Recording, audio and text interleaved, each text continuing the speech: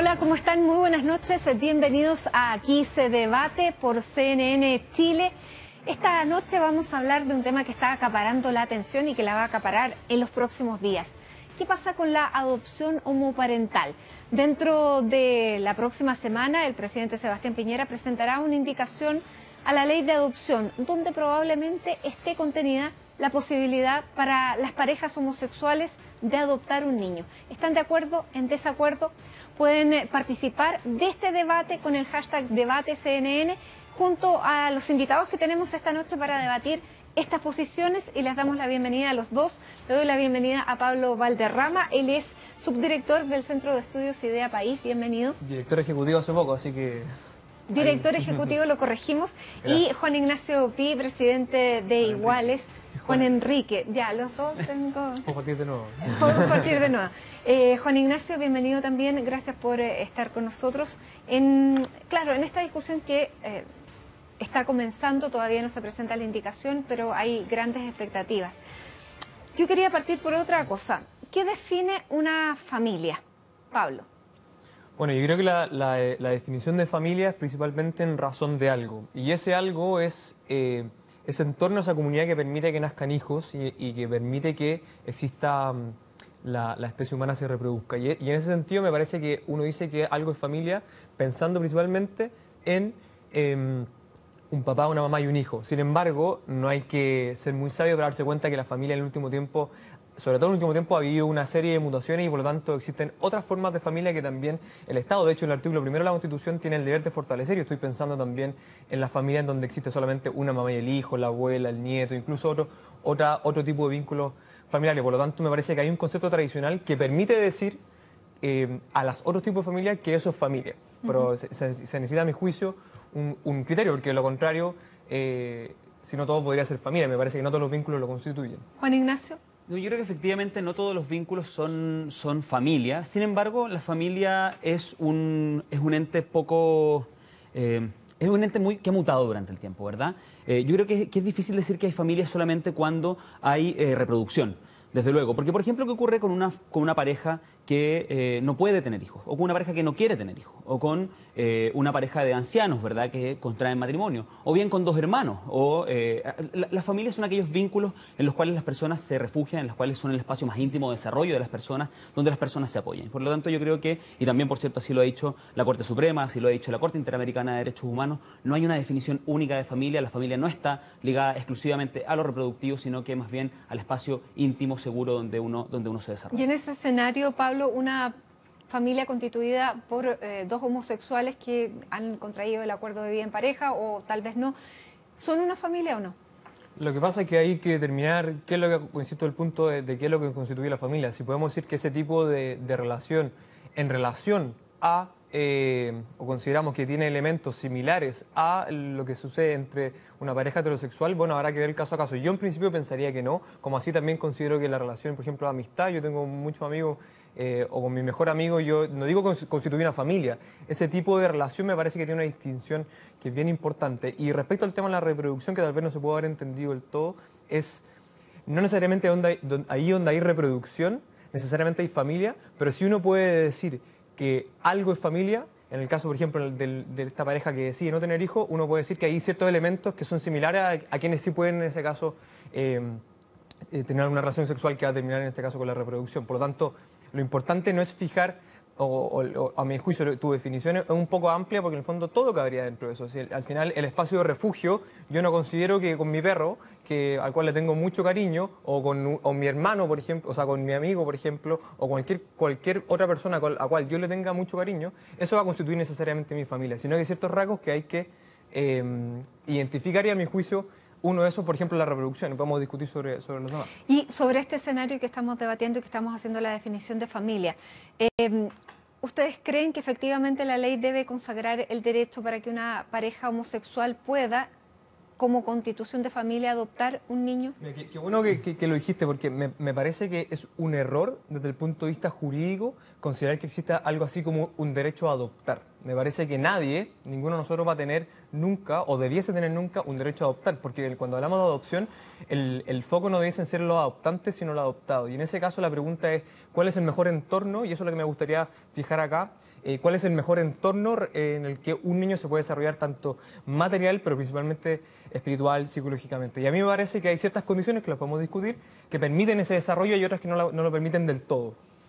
Yo creo que hay dos cosas, sin embargo. Primero me gustaría aclarar que, desde luego, que la distinción respecto a uno con su mejor amigo, uno con su perro, no, me pareció un poco extrema la comparación, pero obvio. No, pero pero no me voy a referir a eso, me voy a referir a la con el mejor amigo. Yo creo que hay una negación de algo fundamental.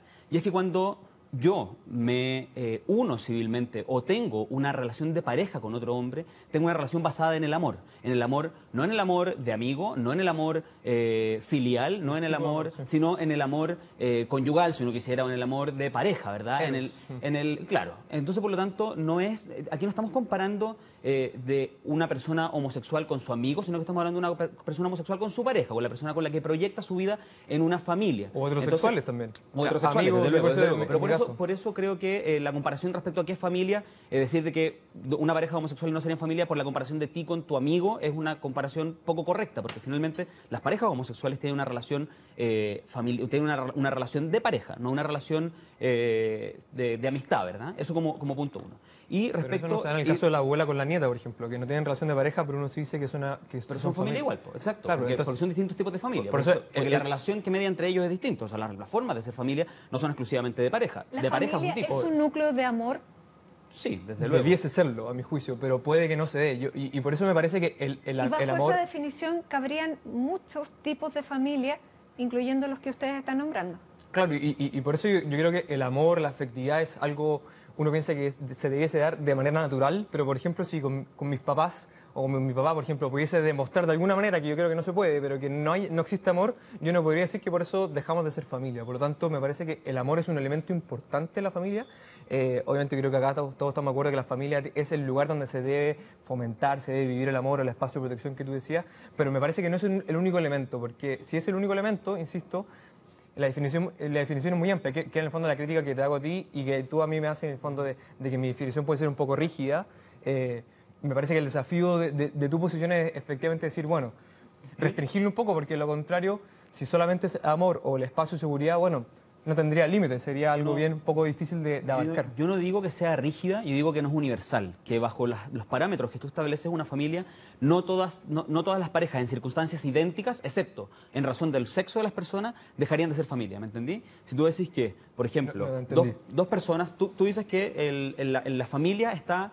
que solamente si hay capacidad de procreación, entonces tenemos una familia. No, pues no sí, pues. Por eso te di el ejemplo y ahí dejáis de afuera la abuela con la nieta. No, pues, de hecho, no dije que es un elemento a tener a la vista. Digo que en el caso de la nieta con su abuela hay ciertos elementos que uno puede decir que constituyen familia porque uno tiene una noción de familia. ¿Y cuáles son esos elementos? No, por eso, la noción de familia es la presencia precisamente de dos personas que incluso ejercen autoridad, y que a mi juicio, o sea, yo creo que el papá, ahí vamos a estar de acuerdo que los papás debiesen al menos ejercer algún tipo de autoridad, guía respecto a los hijos. Existe un papá y una mamá que permitieron producto de su relación sexual tener un hijo. De hecho, en el orden de prelación, déjame muy corto, en el orden de prelación, y ahora que vamos a entrar sobre la discusión sobre la adopción, precisamente quien está primero se busca que sea algo lo más parecido a esa familia de origen. Por lo tanto, la legislación misma reconoce que hay un cierto ideal que va a permitir que ese niño o esa niña tenga las condiciones tanto materiales como espirituales. Pero, por ejemplo, hoy día se permite la adopción para personas solteras, sí, claro, divorciadas, viudas, una persona sola. Esa persona sola tiene derecho a adoptar en ese escenario porque se le está reconociendo esto, pero bajo esta misma legislación, una pareja constituida por dos personas de un mismo sexo no tienen ese derecho y es lo que ahora se está discutiendo en esta ley. A partir de eso, porque tal vez se pueda poner el escenario de que lo que cambia es que ya no exista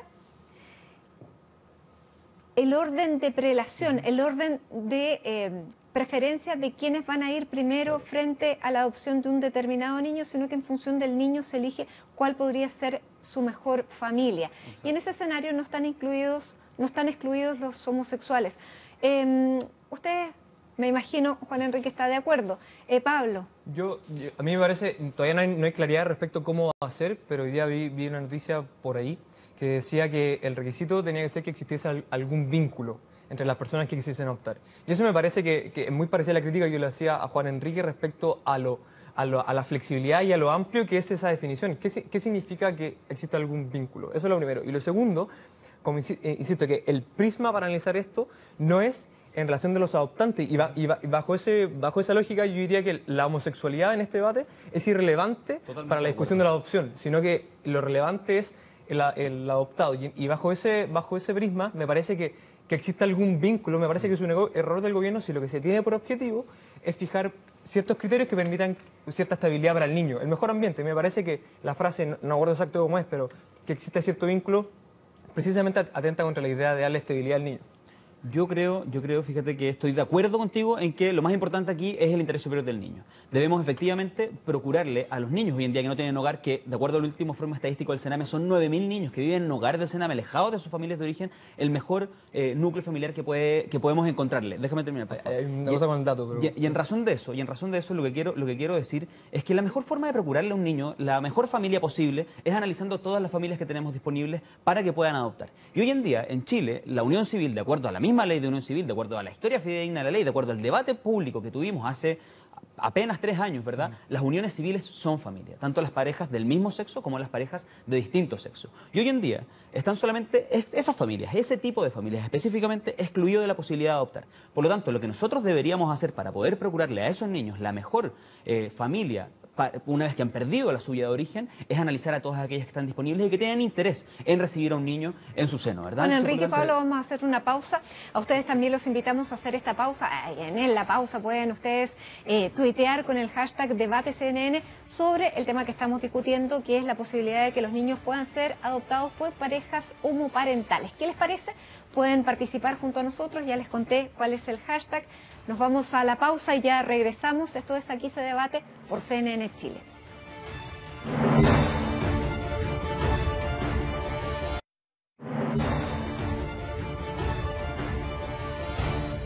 Y ya estamos de regreso en Aquí se debate, debatiendo efectivamente el derecho de parejas homoparentales a adoptar niños. ¿Tienen derecho? ¿Es lo mejor para esos niños una familia homoparental? Estamos junto a Juan Enrique Pi de la Fundación Iguales y a Pablo Valderrama del Centro de Estudios Idea País. Con los dos estamos debatiendo y había salido algo en la conversación anterior que me pareció interesante, que Pablo dijo que esto no es cosa de la condición homosexual, sino es condición de una relación. ¿Podríamos desarrollarlo un poco más? Un niño da lo mismo que vaya a una pareja homosexual, siendo que es una pareja estable. Sí. Yo me gustaría decir 2 cosas. Uno que quedó pendiente antes del corte sobre la cantidad de niños en el Sename. Me parece que el dato que tú das, que fue parte del último reporte del Sename, es correcto, pero es incorrecto, o al menos yo creo que desinforma en lo que creo que está tu objetivo. Hoy día son menos, la cantidad de niños susceptibles de ser adoptados es menor a la cantidad de parejas heterosexuales que quieren adoptar. Entonces me parece que en primer lugar acotar el punto de que no son 9.000, se daría a entender que son 9.000 niños que están esperando por una familia, lo cual no es cierto. Y ahí podemos seguir con el debate. Y respecto a lo que me dice Matilde, yo vuelvo al punto de antes. Yo creo que sería un error enfrascarnos en este debate entendiendo si existe algún derecho de los adoptantes. Acá la pregunta es ¿cuál es el mejor entorno para los niños que tienen una historia muy sufrida? Entonces la pregunta, para los niños, ¿es un bien para los niños criarse en una familia homoparental? Mira, acá uno puede abordar la discusión de 2 maneras. Me parece que hay una manera científica y en la ciencia hay estudios para diversos lados. Y yo sé que en general los gremios, por ejemplo, tienden a tener una posición más parecida a la que defiende Juan Enrique, que es muy legítima, pero a mí me parece que eso hay que verlo con atención. O, por ejemplo, el estudio APA, que ha sido cuestionado por una serie de errores metodológicos a la hora de llegar a sus conclusiones, que me imagino que sustenta la posición que tú defiendes. Eso en primer lugar. Entonces, desde el punto de vista de la ciencia, me parece que es problemático enfrentar este debate así nomás. Y desde el punto de vista de incluso la filosofía o incluso la psicología, me parece que la figura materna y paterna es esencial para el desarrollo del niño. Uno puede retrotraerse a su propia experiencia como hijo y, por ejemplo, la necesidad de un hijo de identificarse sexualmente y el rol que los papás juegan en eso me parece muy importante. O por otra parte, el apego materno en los primeros días de nacido un niño es por más que yo lo quiera como hombre, voy a ser incapaz de darlo porque tiene ciertas características que son biológicas y naturales en la mujer que es capaz de proporcionarlas. Por lo tanto, la sexualidad de los padres, yo sí interpreto que tiene un rol importante para el desarrollo del niño. Juan Enrique, ¿la identidad del género de los hijos se ve influida por la de los padres? Desde luego que no, desde luego que no. Y eso, quizás la mejor forma de señalarlo es también mi propia experiencia. Yo soy un hombre homosexual y vengo de una familia heterosexual de dos papás que están casados hasta el día de hoy, ya van a celebrar casi 40 años de matrimonio y, sin embargo, yo soy un hombre homosexual. Mi identidad de género ni mi orientación sexual están determinadas por la familia en la que provengo. Y en ese sentido yo creo que no es determinante y en ese sentido también va la ciencia. Yo creo que también efectivamente estoy de acuerdo contigo que tú lo puedes tomar desde la ciencia, lo puedes tomar desde un aspecto social, desde distintos aspectos. Desde el aspecto de la ciencia, efectivamente, los gremios, y aquí tengo un listado de gremios, por eso yo andaba con este papel, para que no se me olviden, porque son un montón, entre ellos, por supuesto, el Colegio de Psicólogos de Chile, también la Academia de Psicología de Estados Unidos, la Academia de Pediatría de Estados Unidos, en Canadá, Australia, Colombia, etcétera, han dicho que no hay diferencias al momento de la crianza de los hijos si son parejas heterosexuales o homosexuales. Si esa posibilidad, si esa arista se quiere descartar, muy bien, descartémosla. Yo creo que no es correcto descartarla. La ciencia ha dicho correctamente que no hay diferencia, pero si se quiere descartar, muy bien, pasemos a la siguiente. Y la siguiente es social. Y tú acabas de decirme que efectivamente de los 9.000 niños que viven en el Sename, que viven en el Sename, en hogares del Sename, no que son atendidos por distintos programas, sino que en hogares del Sename, no todos son susceptibles de adopción. Y yo estoy súper de acuerdo contigo, no todos son susceptibles de adopción, pero no son todos susceptibles de adopción por distintos motivos.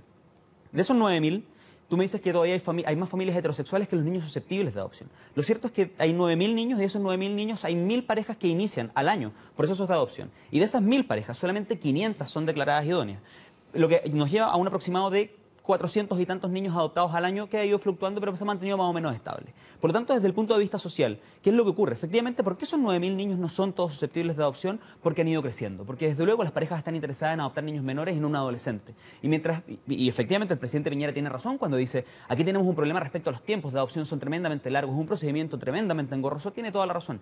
Y eso hace que los niños sigan creciendo, que a veces se demoren 5 años en ser adoptados. Y por lo tanto, ¿qué es lo que pasa cuando van aumentando la edad? Desde luego van perdiendo el interés las parejas en adoptarlos. Por lo tanto, si tenemos 9.000 niños que a medida que pasa el tiempo, el interés de las parejas va disminuyendo, tenemos solamente 1.000 parejas, de las cuales la mitad solamente es idónea para recibir un niño, la otra mitad estamos diciendo que no puede recibir un niño en adopción.